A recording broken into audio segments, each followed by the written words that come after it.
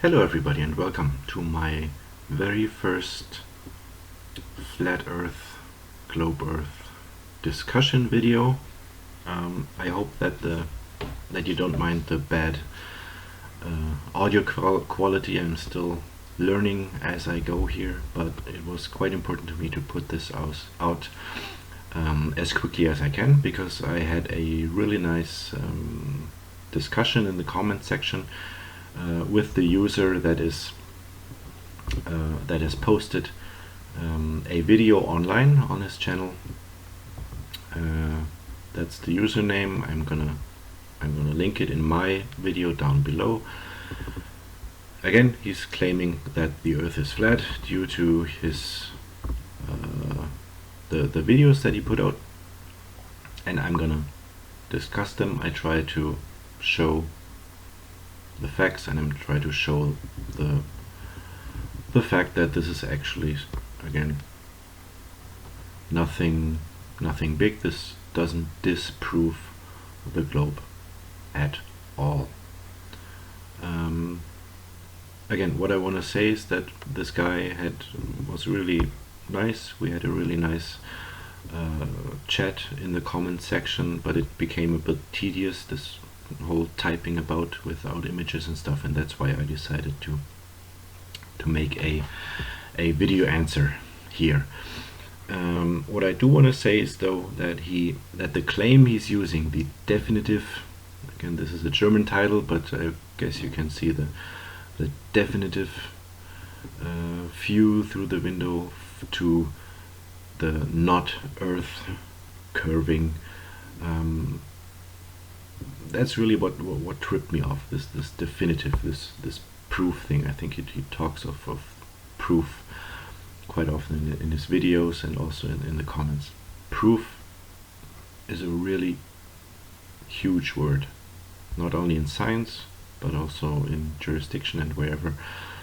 For proof, you have to have really rock solid data. And yeah, so I'm gonna go through what he has, what he's showing, and claim or argue that on the one hand a lot of critical data is just not there, and on the other hand the data we do have does check out with our globe Earth model. So let's dive right in. What you see here is a view over Lake Constance. It's the biggest lake in Europe, I think. And the user photographed or filmed across the lake over a little over 11 kilometers across the lake from the Swiss side of Lake Constance over to the German side. And on the German side we have this little castle, the Castle Montfort, right at the lake. We have this pier wall and then the castle right behind it. He claims that he took this video about 1 meter above sea level. I'm not gonna dispute this. I'm gonna go with this 1 meter observer height. And yeah, so this is the position that he photographed at. I guess, yeah, 1 meter is okay. This is an image that he posted. That's from the Wikipedia page of this castle, and I'm gonna go back to this in a little while. So I want to point out this image was not taken on the same day as this video was taken. That's one key point that I'm gonna go back to later. And what he claims is, again, I'm gonna translate this: where are the over 5 meters in height difference in the water level? So he's claiming that the water should actually hide much more of this wall, that the water level is just too low, and therefore that's proof that the Earth is flat. Okay, so I'm gonna discuss this using my photo editing software in a little bit, but for now let's go to the Earth curve calculator. because his 5 meters are calculated using a basic, and I mean basic in big letters, basic earth curve calculator. What those calculators do is they just use the distance and the height and they measure the arctan off of that, and that's all they do. And we have, or at least I have been over this several times, what all those flat earth people do not realize or do not take into account correctly, or not at all, either way, is the fact or the factor refraction. So the light that travels towards the observer does get bent due to the atmosphere, and the atmosphere is always there, so light always gets bent, and it gets bent especially on warm days over water surfaces, whatever. So this is something that we just have to take into account, and this is what Walter Bislin's calculator does really well and visualizes really well, in my opinion. So let's stick on the at the right hand side for now, and let's look at what we have here. So we have here our object. I roughly measured the wall height at 6 meters, and we do see that most of that wall should be or is hidden in this model, in this earth curve calculator by the earth curve. I also put in a second object just to simulate the waves, water waves. I'm going to go back to this in a second, but for now we just want to look at what this this measurement would look like. Sorry, if we wouldn't use refraction at all. So if we would dump this down to a standard earth curve calculator, as 99% of the other ones that are out there, this would come out. So most of this wall should be hidden. Going back to the video, so I'm eyeballing this, but I'm guessing right where my cursor is now, this is what the earth curve should hide, or we measure what the earth curve would hide if we were using the standard model, just basic geometry, no atmosphere. And in fact we do not see this. There's less of the wall hidden there. I'm not arguing this. What I do argue though is that we do have to factor in this refraction.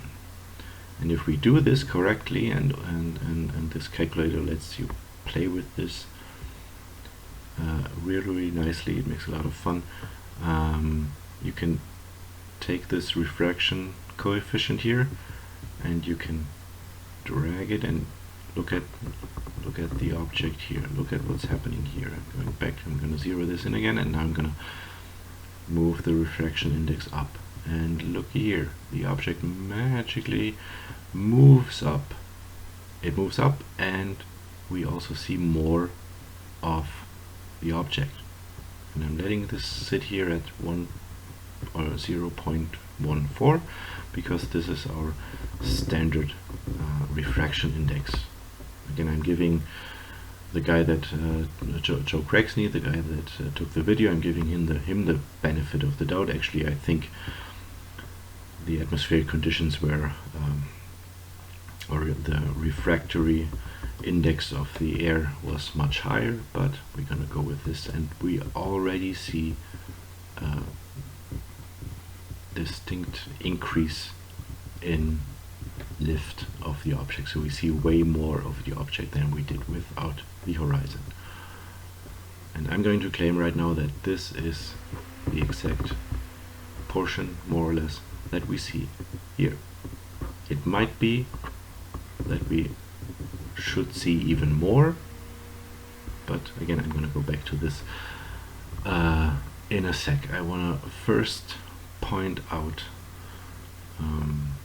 another thing that is quite important to me, because in the discussions that I've been watching and listening to, commenting on, is that we are always talking about this globe model. There's flat earthers that take pictures or make videos on special occasions. They don't usually revisit their locations and take images at different heights or at different atmospheric conditions. They just take this one shot and they claim, boom, globe destroyed, the earth is flat.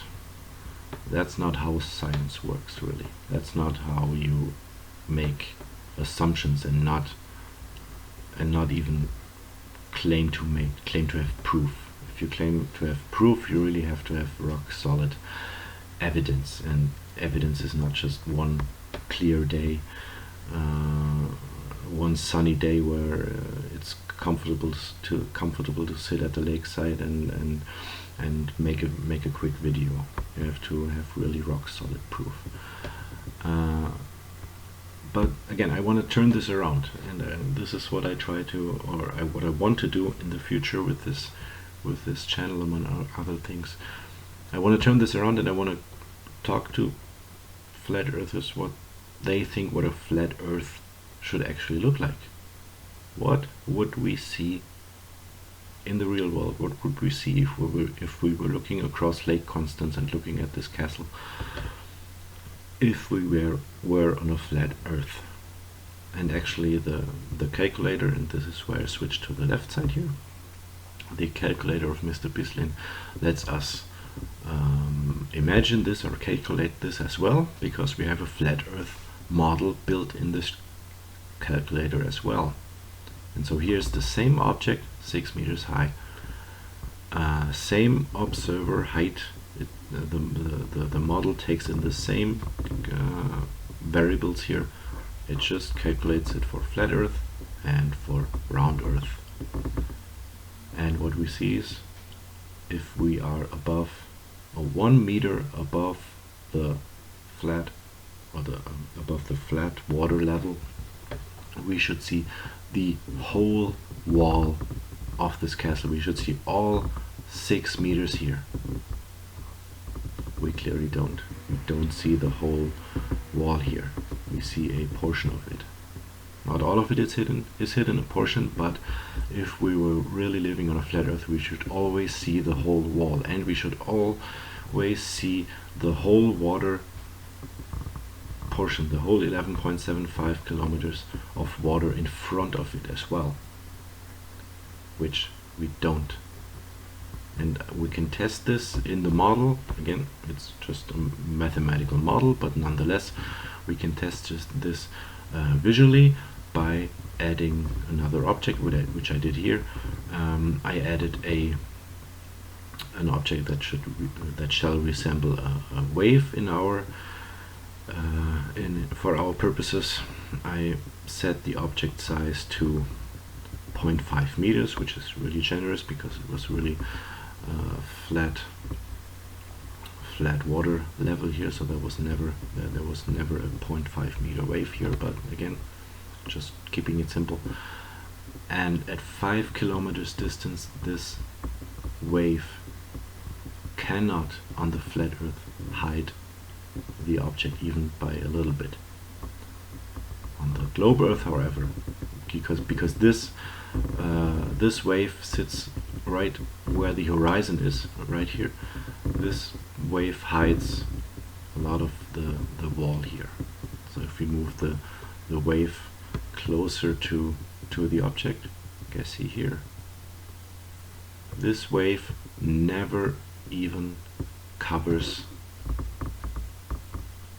as much as we actually see in the video. Just right at 10 kilometers, or like a kilometer before distance between the wave and the wall, then it starts to cover up a teeny portion, but not even close to what we see in real life. And this is something that flat earthers just can't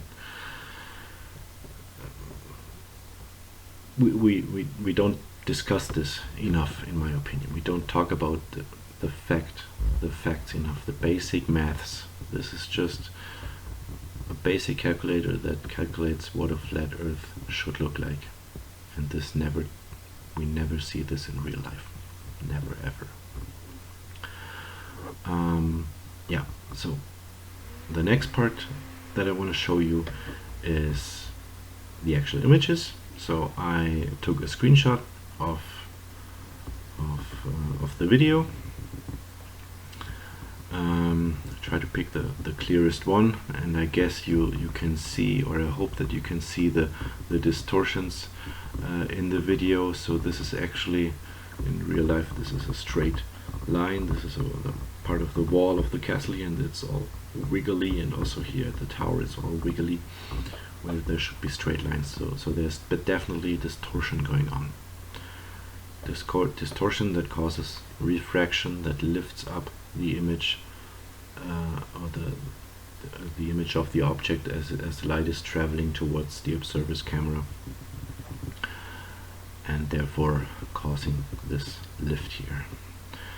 And what you see is when you compare this to this image, and this is the exact same image that this guy referenced in his video. This is the image from the Wikipedia site. And this is the other thing that I was hinting at in the beginning of this video. He puts these side by side. Yes, okay, I give him that. He's roughly putting them on the same water level. But this is not to scale. You cannot really compare the wall height to the wall height you see here. You just have a feeling, oh well, yeah, this is not 5 meters, but are you really sure? Do you really measure this? No, you can't, because this is not to scale. So this is what I tried here in this photo editor. So I try to scale this Wikipedia image up to roughly match the angle that we see here. And if I take my high-tech measuring tool, the rectangle, if I take it to the water surface, to the water level, and then drag it down to the water level in the image, well, of course there's parts hidden. This is the water level. This is the water level that's hiding part of the wall. It's not 5 meters. I never said that. Again, this is the refraction kicking in, and if you factor in refraction, you can explain most of what's still visible of this wall here. So yeah, again, we don't have the exact measurements, but I really want to point out that this is no proof against globe Earth, not even by far. This is just not, if we factor in the refraction coefficient, this is perfectly explainable on globe Earth. What I also did here was I put up another image, and what you can see here, it's very faint, it's very slight. I didn't really find a better image, but I hope you can see here that the water level is a little bit different from here to here. And this is another factor that I want to point out. On Lake Constance there is definitely a change in water levels across the whole year. So in early to midsummer we have the highest water levels, and yeah, so this is what I'm guessing what these pictures were taken at, also judging from the lines here that the water made. And in the fall the water drops, and he took this, or he uploaded this video in October, so I'm guessing he took it right around that time as well. And October is traditional low water level season at Lake Constance. and that also would explain why we see so much of the wall across the 11.75 kilometers, because the water level is just lower. Yeah, so to make it short, this is my first part, my first part of the response to his video, basically saying that this is perfectly explainable on a globe Earth if you factor in the refraction. Again, we do not expect those 5 meters, those are oversimplifying things, and if you do not factor in refraction, you're just making mistakes. And the second point, if we had a flat Earth, we should see the whole wall. We would not expect anything to be hidden. We would see the whole wall. Alrighty, thank you for listening. If you liked what you saw, if you want to see more, please like and subscribe, make a comment. I will read everything and try to respond as soon as I can. And